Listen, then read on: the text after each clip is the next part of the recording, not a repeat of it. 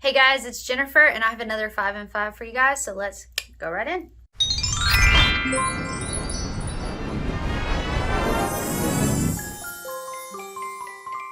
Alright, so real quick disclaimer, if you are someone who generally doesn't like negative reviews or doesn't want to hear negative things, I totally understand, but this video is not for you because I have 4 products and 1 product. So it's just unfortunate that's the way it rolled this month, but let me go ahead and start talking about these. So the first thing that I want to talk about is this Hero Clear Collective Serum Toner. I got this free from Hero Cosmetics when I ordered a whole bunch of Lightning Ones for Black Friday. Lightning Ones are still, did I say Lightning Ones? Lightning Ones. They're still amazing and I still love them, but this toner, I didn't notice anything. It didn't do anything for me, didn't hurt me, which is why it's a product. But I don't know, like I have a toner right now that I'm loving that kind of does a similar thing, but yeah, I don't know, I wasn't feeling this. It wasn't great for me. All right, next we have the Benefit BROWVO Conditioning Primer. It's taken me forever to get through this because it lasts a really long time.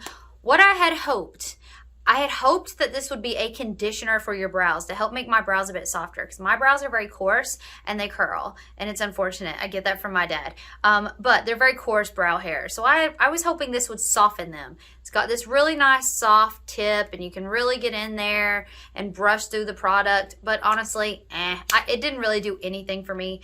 I know there's people out there that rave about this product. I think Nicole, is it Concilio? I think she has talked about how this has helped her get brow growth back, but it didn't do any of that for me, and I really struggled to use it all because I just didn't enjoy the experience. It was hard to get makeup product in, unless it was a powder product. This lays really nicely under powder products, which was good, but a stick product, you really have to wait for it to dry. It can get a bit flaky, but it just wasn't for me. All right, then we have a Tula skincare, the facial cleanser. This is the probiotics and superfoods. I feel like I may have reviewed this before, and if I have, I am sorry. I will go back and have a look. So at least I'd update you. It's a fine cleanser. It's very gentle. It's good at getting makeup and grime off. By the way, it's my space heater if you hear that in the background. I'm freezing everywhere I go in my house right now, but it was fine. It was fine. It wasn't amazing. I didn't feel like my skin was like the cleanest it had ever been when I used it. It was fine. It was I mean, if you like it, buy it. If you don't, there's probably other cleansers. So for me, it just wasn't revolutionary. So far, we're not super negative. Like I said, it's just products. The next one I got is a sample, and this is the Wishful Honey Balm Moisturizer. So typically I would not review a sample like this in a 5 and 5 because it's not a full product and I feel like it's not fair. However, this lasted me a very long time. I mean, at least a week plus of using it twice a day. So I feel like I was able to formulate some thoughts. But anyway, I did feel like I could formulate some thoughts on this. So the very first thing that I noticed, two things that kind of make an to me. As a moisturizer, it was nice. It felt moisturizing. It really did. But my two things. Number one, I could tell right away it had silicones in it because it has that sort of cream to powder feel when you put it on. And hey, there's no shame in that. If you like products with silicones in them, like I do kind of like primers that have some silicones in them.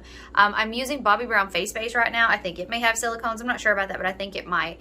And it's fine. But this was so silicone-y, and I did look it up, the ingredients. Silicones are pretty high in the ingredient list, like maybe like number 2 or 3 or something. So they're way up there. So it does have this silicone sort of feel.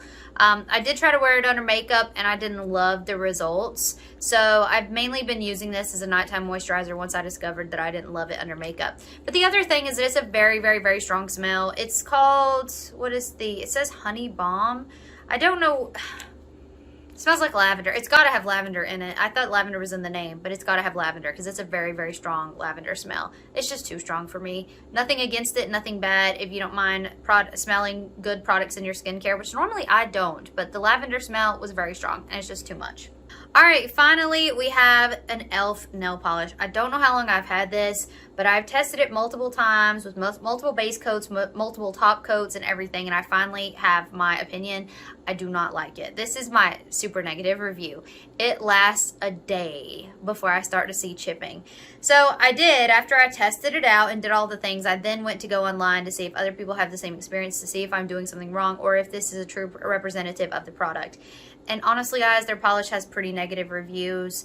I don't know if they're actively selling polish or if they were just testing this line for a while, but either way, the reviews really are not in their favor. So I hope they either reformulate or rethink this, because while I love this nice dark red color, it chipped almost immediately, and I just didn't find it to be a quality nail polish. All right, guys, so that's it for me. Another 5 and 5. I hope everybody's doing great, and I will see you guys in my next one. Bye.